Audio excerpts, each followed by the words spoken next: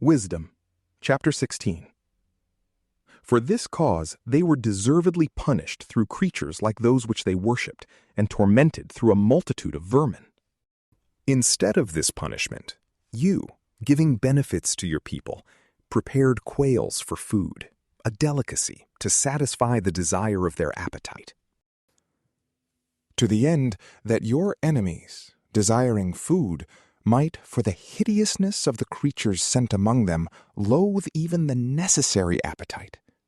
But these, your people, having for a short time suffered lack, might even partake of delicacies.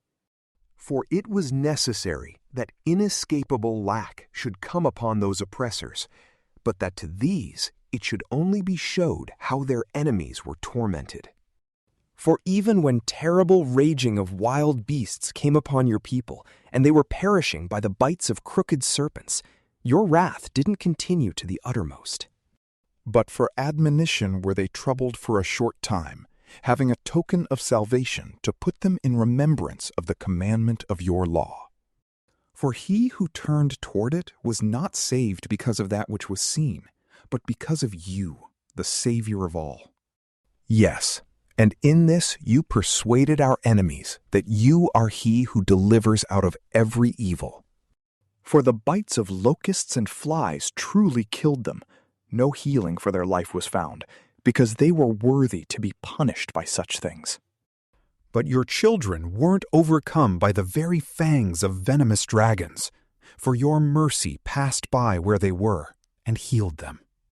For they were bitten to put them in remembrance of your oracles, and were quickly saved, lest falling into deep forgetfulness, they should become unable to respond to your kindness. For truly it was neither herb nor poultice that cured them, but your word, O Lord, which heals all people.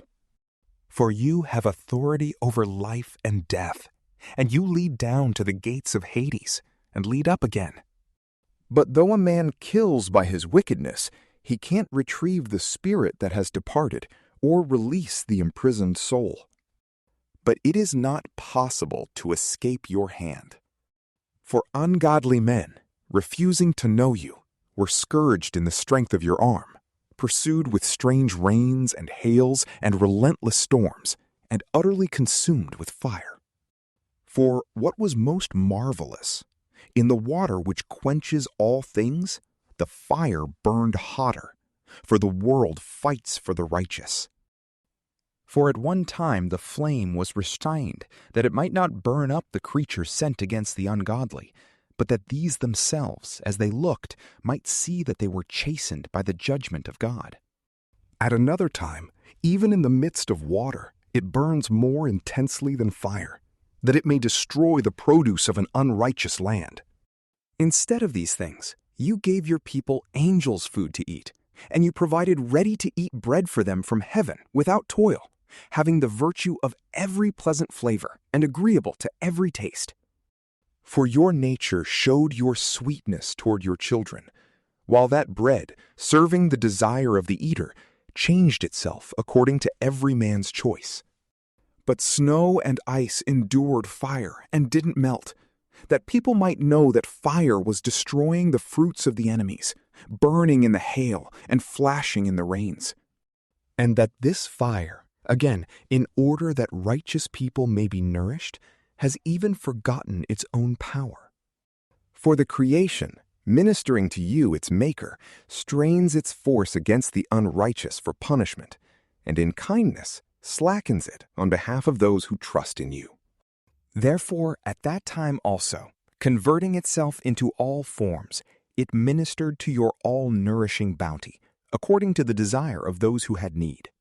That your children, whom you loved, O Lord, might learn that it is not the growth of crops that nourishes a man, but that your word preserves those who trust you. For that which was not destroyed by fire melted away when it was simply warmed by a faint sunbeam. That it might be known that we must rise before the sun to give you thanks, and must pray to you at the dawning of the light. For the hope of the unthankful will melt as the winter's hoarfrost, and will flow away as water that has no use. From PrayLamp, peace be with you.